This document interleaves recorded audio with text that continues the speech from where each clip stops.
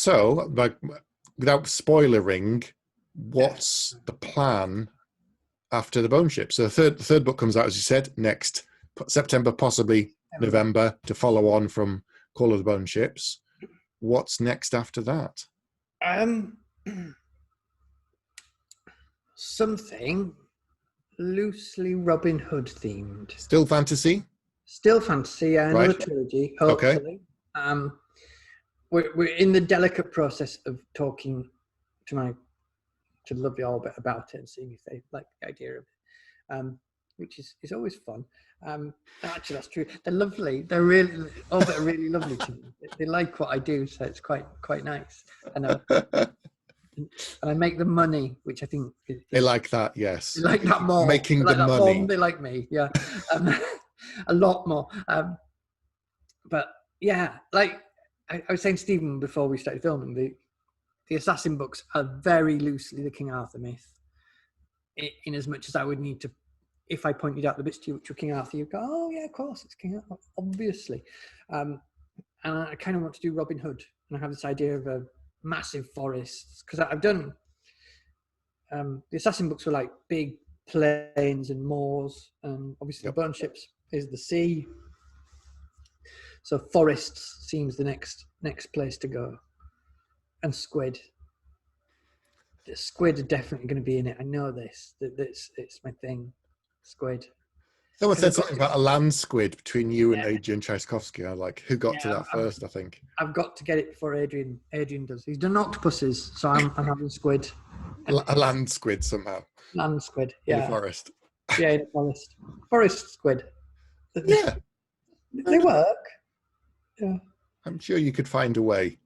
I found a way, Stephen. Okay, no spoilers. No spoilers. don't spoil it for anybody. Oh God. So yeah, that's what I'd like to do. That's next. Okay, something foresty, something Robin Hoody. Something foresty and something Robin Hoody, and then I have vague plans for what I'd like to do after that as well. Right. Okay, something different again, I'm sure. Yeah. Well, it was what I wanted to do next, and then we changed our mind. Right. And that's right. A talk from my agent went, and I was going to say, who's the we? Is it the we in your head, or the we? Okay, your agent Ed said no. Yeah, my agent went, "Have you got any other ideas?" I was, "Oh, well, yes, yeah." So I always supply him with like a page of different ideas, and he really, wow, yeah, with like a page or 2 pages of ideas that I think work. And just say, pick something that you think will sell, and then he comes back to me, and then that's what I go with. Wow. But we've generally talked about this before. That sounds a lot more random. It's not, yeah, it's not right. I said, oh, this one you've written half a page on, or all these ones that are one sentence. Which one are you more interested in, RJ? Well, yeah. It's kind of, and I like it that it's kind of, it feels cooperative. Yeah. It's like I like being edited as well. I like the push and pull of it, the way that ideas can change. Mm-hmm. Like in the Bone Ship's work, Jenny has Stephen used to be edited by Jenny, but she has a really Jenny Hill, a little bit, yeah. You know, for when I've gone, that'll do.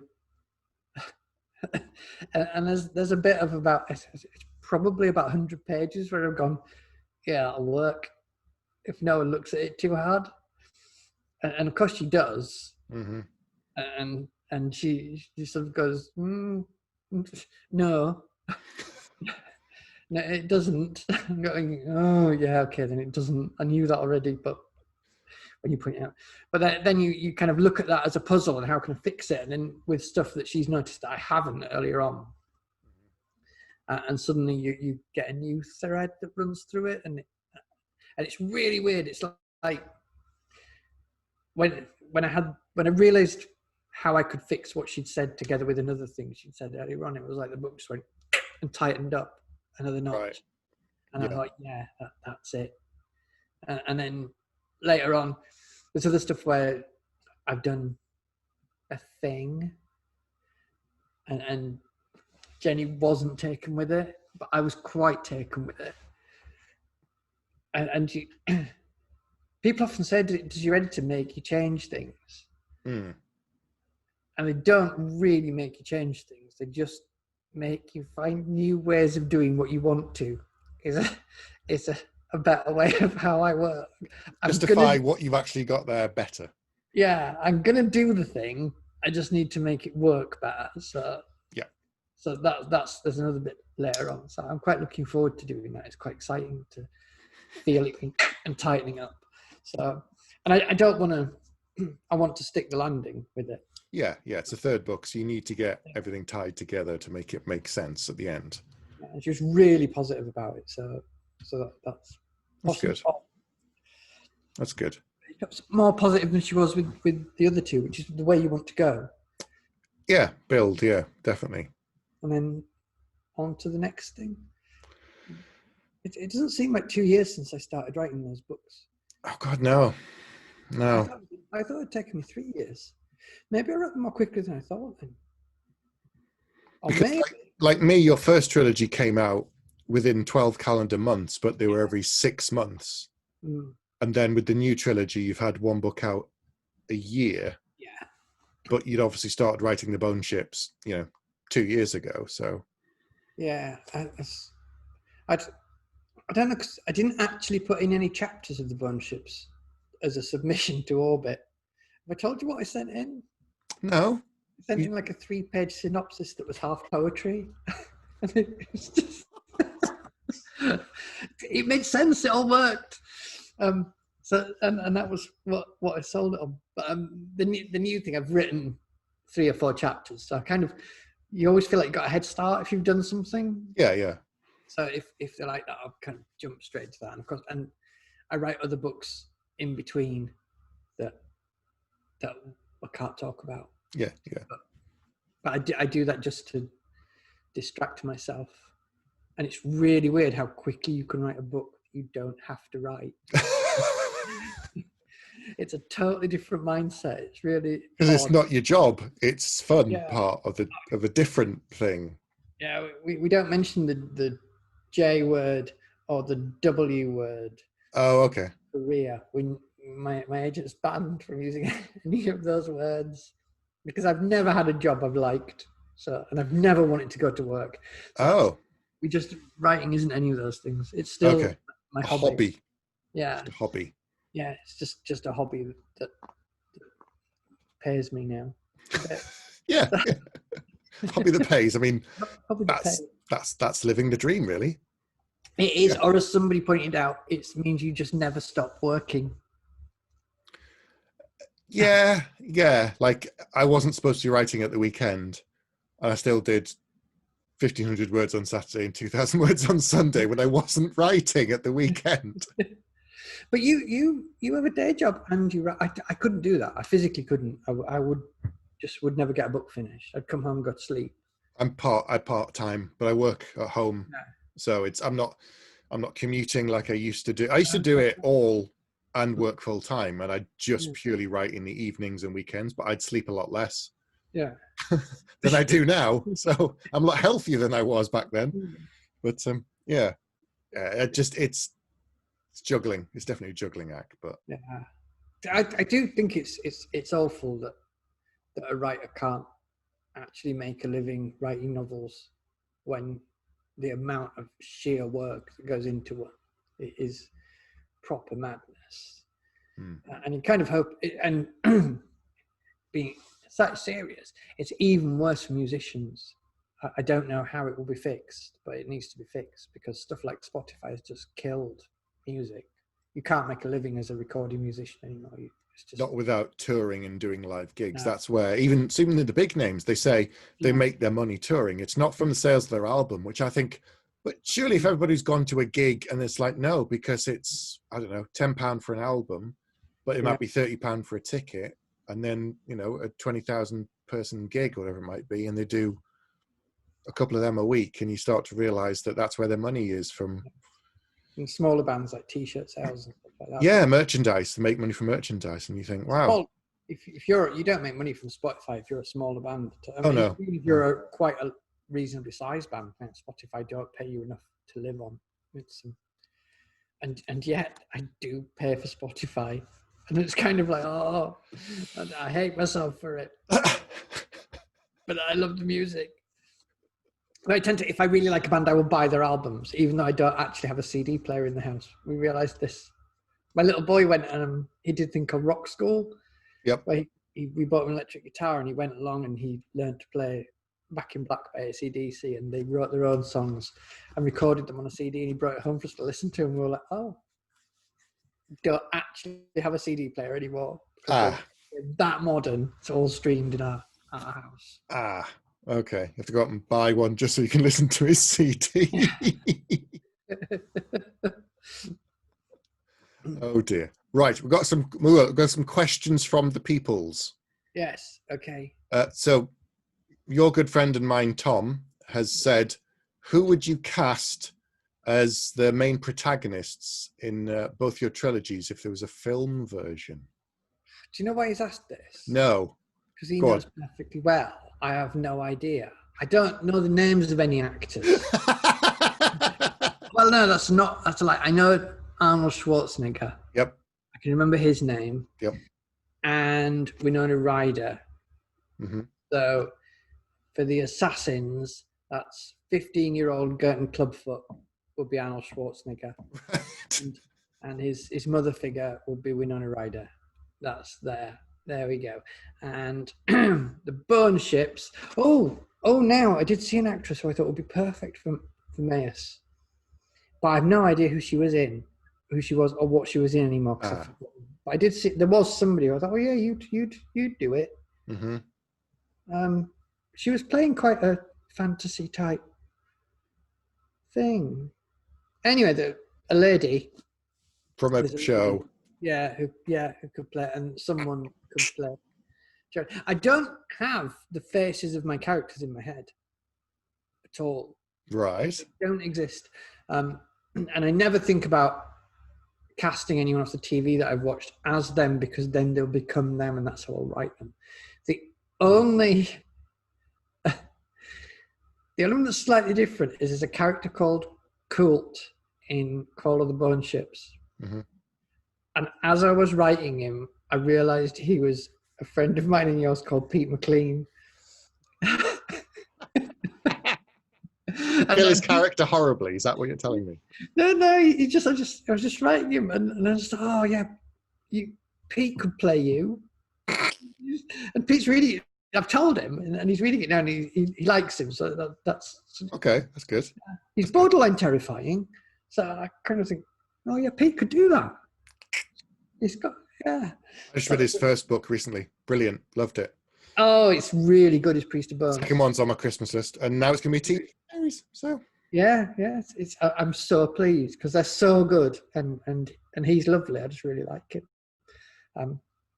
So yeah, but yeah, I didn't realize that, and sometimes I will, yeah. Haven't you named like a bunch of characters after friends in the Bone Ships? Yeah. Slightly subtly rearranging their names. Yeah.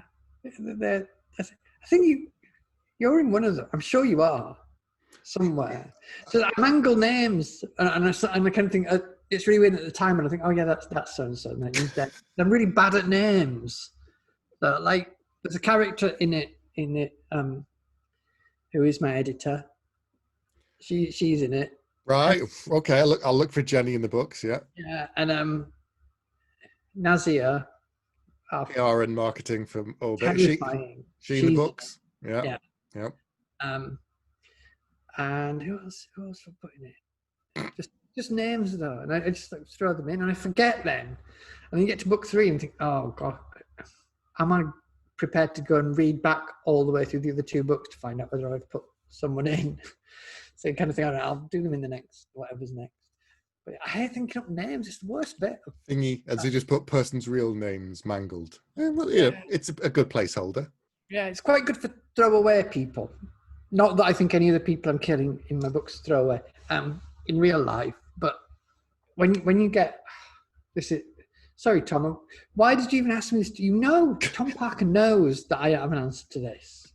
People know that he does a lot of art for me and Steve is Tom. Yeah. Yeah. Oh yeah, that's the map from Blood of Assassins. Yep. Yeah, From the Wounded Kingdom. From there you go, Age of Assassins. That's one of the maps that Tom did. You can see it's lovely, lovely, lovely. Well, we like to say adequate because we don't want him putting his prices up. No, terrible. Yeah. Adequate. It works. Adequate artist Tom Yeah. Parker said. Yeah, one of the most adequate artists I've come across in a long time. So his other questions worry me now because he's put, who's your favourite space dad? Oh yeah. What's that about? Well, I know you will agree with this. You'll be full of enthusiasm for this because it's Anson Mount who played the captain in Discovery. No, I agree. Yes. I love Anson Mount. He's one of the nicest guys around. I watched him in Hell on Wheels for 5 years, 5 years.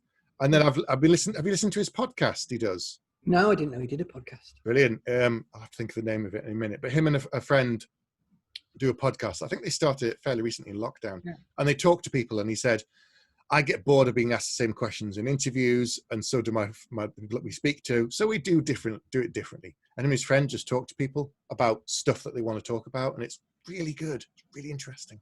That sounds. I like that. I like him. And he's lovely. He's lovely. Like he was saying that when he was on Hell on Wheels, he didn't understand something, so his very patient friend Common explained this thing to do with black people because he's not black and he didn't get certain things. Whereas Common's like, I grew up this my entire life, and Anson's like, well, tell me about it, please. So lovely man. And well, you should watch Star Trek Discovery season 2 now.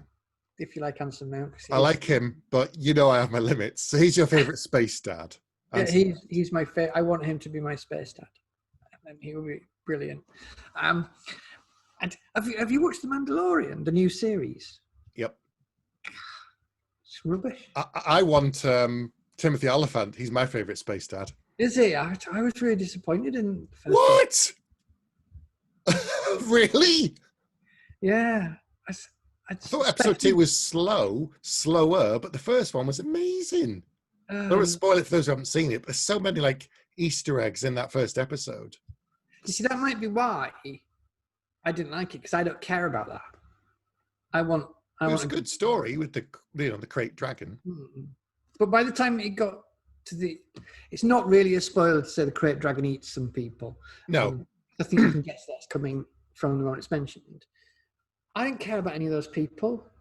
I knew what it was trying to do. It was doing like the Western thing where you bring all the people together and they, because I love Westerns like that, but it didn't spend the time on those people. So you got to know and care about them.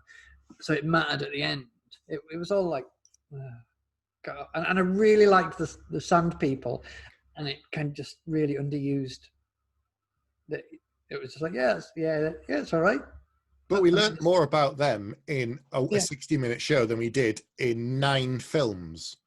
Do you know what? I would love to rewrite that. I'd love to write that episode as Enemy Mine with the Mandalorian and a sand person stuck on a rock and that crate dragon going around them.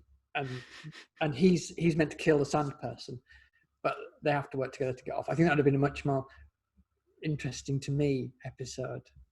Because I like small drama, where I think it was all about Flash, that one. And then the second one I just thought was rubbish. Just say what you think, RJ. Don't hold back. No, I thought it was really just there's a thing that happens in it with, close your ears if you don't want spoilers, with some rebel pilots. And then it is just the biggest Deus Ex Machina. And it made me so cross. I was just like, let's move on. You're getting cross. Let's move on. I didn't even follow through on it. It was. They just went, all right, we've saved you now. Bye. Off we go. Just like, who wrote the script? And were we comfortable with Baby Yoda eating someone's children? Were we good with that? Was that? No. My little boy, and he just went, he's 10, and he went, that is not right. he's right. That isn't right. Yeah. So my theory now is actually Baby Yoda is a baby Sith Yoda. That's the first hint. You know, they just wanted him called the child. It's all ever said in the script. Everyone just went, Baby Yoda. And then they have to accept that it's called Baby Yoda now because no one calls it the child other than the Mandalorian. And they're not Yodas, are they? It's not like the species name. No, that's just the one we've ever seen in all of the films and all of the animation. Just the one little green dude. Yeah. So no one knows. Do they have a name? No one knows. Well, there's probably a hardcore Star Trek fan, Star Wars fan, that knows it inside and out. But as far as I know, I'm not the right person to ask. I don't think there is. No.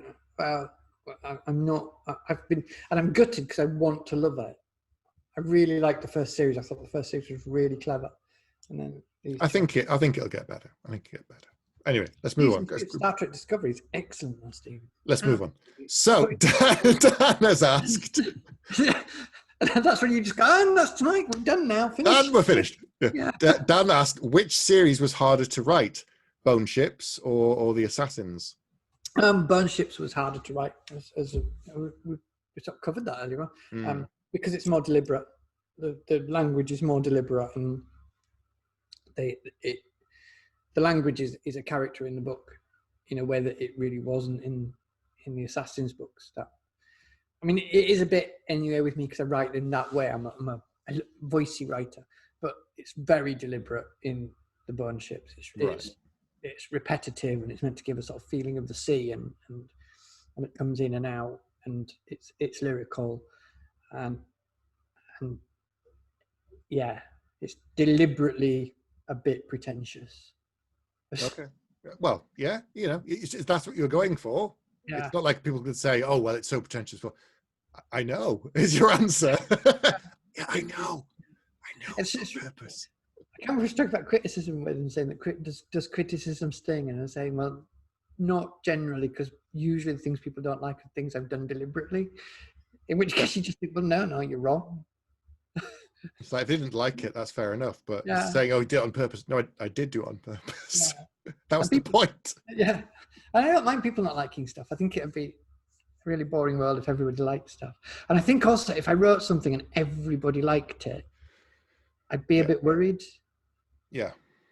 I like the idea that some people will just bounce off it completely. Well, it's even the most popular writers aren't necessarily. Some people don't like them. Some people do like them. It's not a universal thing. You can name any top 10 writer in any genre, and there's always someone who's going to go, "Yeah, I just didn't connect to the material," which is fine, you know.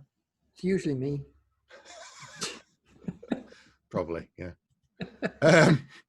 Paul asked an interesting question. He said he read somewhere that you'd done some fantastically illustrated tales, and he said, would you look at doing something illustrated or graphic moving forward? What's this illustration thing? Is this Tom's pictures of beasts? No, these I did ages and ages ago with an illustrator called Mikko Sovijavi, who's a Finnish illustrator. They're kind of like illustrated horror poems. Right. They're very experimental.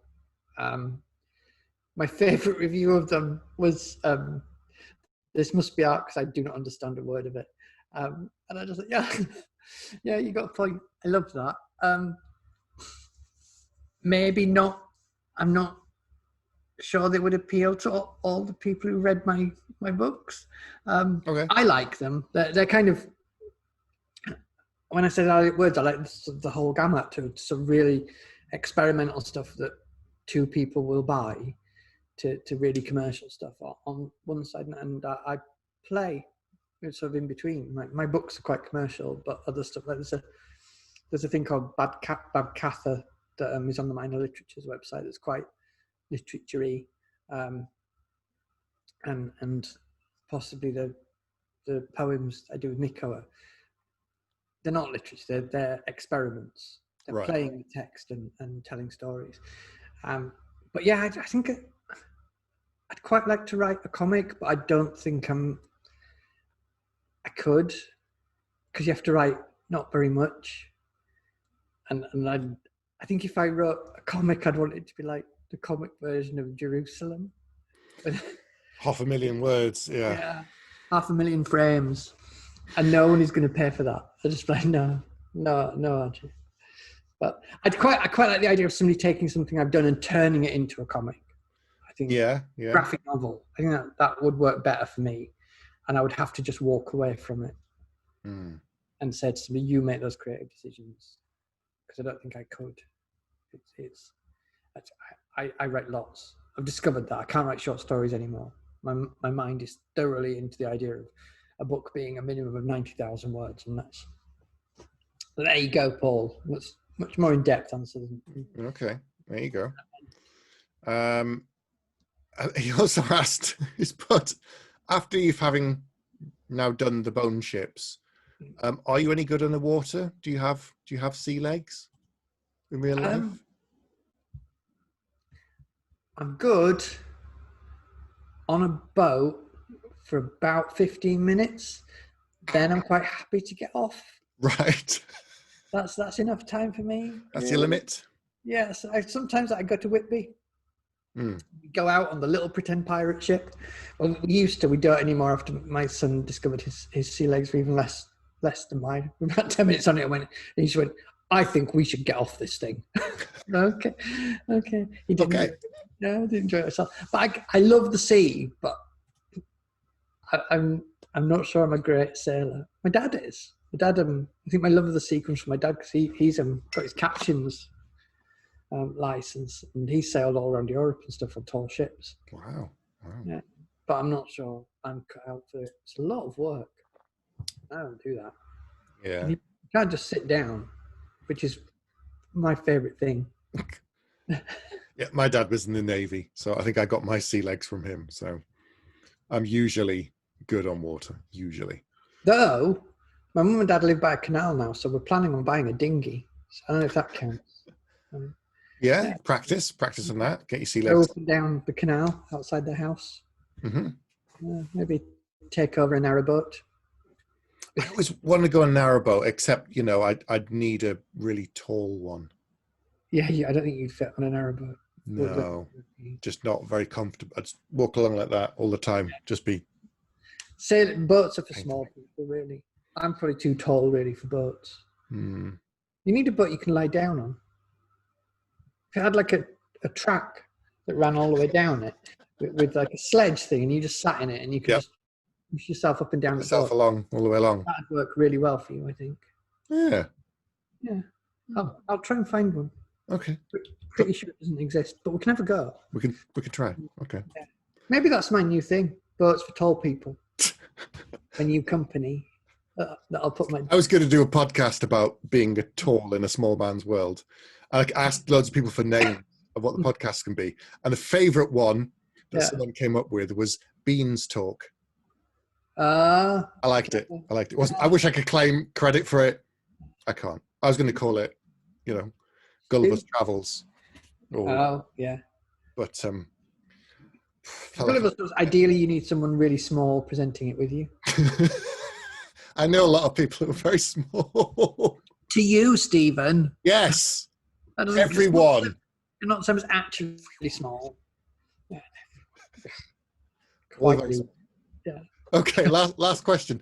Okay, what are you reading at the moment? What am I reading at the moment? What have you read recently that you enjoyed? Like, I would just read Pete McLean's book I've just finished. Before that, what else would I read? I read Ed McDonald's first one. Loved it. That was cracking. I read Piranesi, Susanna Clark's, who did Jonathan Strange and Mr. Norrell's. Right. Which I'm still not sure what I thought of it. Oh. I liked it. I enjoyed reading it. I thought it was beautiful. Yep. Also curiously empty. And I don't know whether that's an extended metaphor for something in the book and deliberate. I mean, I presume it is because she's quite a deliberate writer, but I don't think it works. It didn't. But I did enjoy it. It's really weird. And then I read Blood Meridian by Cormac McCarthy, because I like cowboys, and someone said to try it, and I bounced really hard off the road. So I'd been like, But I love Blood Meridian. I will never read it again. It's awful. It is. It's really, really unpleasant.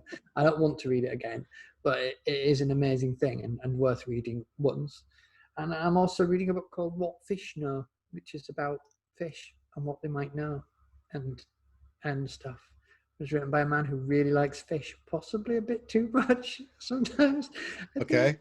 But maybe it's really interesting. I like books about natural history, and I've also got a James Lee Burke book. I'm doing it, and I've got several books that people have sent me that I should be reading.